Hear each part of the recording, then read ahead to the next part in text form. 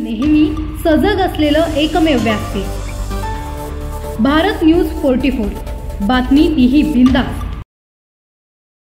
पनवेलमधील V K high school रोडवरील देवदर्शन apartment shop number 5 येथे असलेल्या बर्लिन्स या खाद्यपदार्थ विक्रेत्याचा धक्कादायक प्रकार समोर आला आहे। शोरमासाठी वापरण्यात येणाऱ्या ब्रेड रोट्या सकाळी डिस्ट्रीब्युटरकडून आणल्यानंतर थेट दुकानाच्या बंद शटर बाहेर उघड्यावर ठेवण्यात येतात।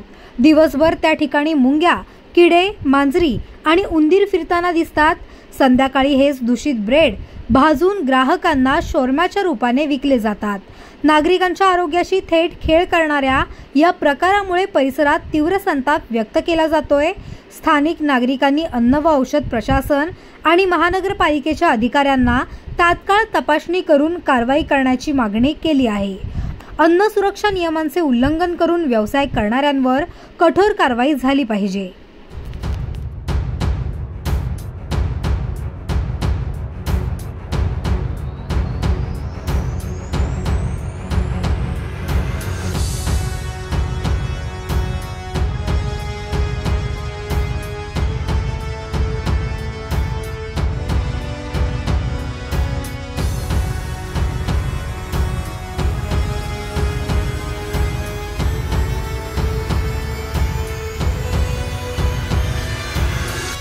अशाच नवनवीन अपडेट्ससाठी बघत रहा भारत न्यूज 44, सत्याचा प्रकाश, बातम्यांचा विश्वास।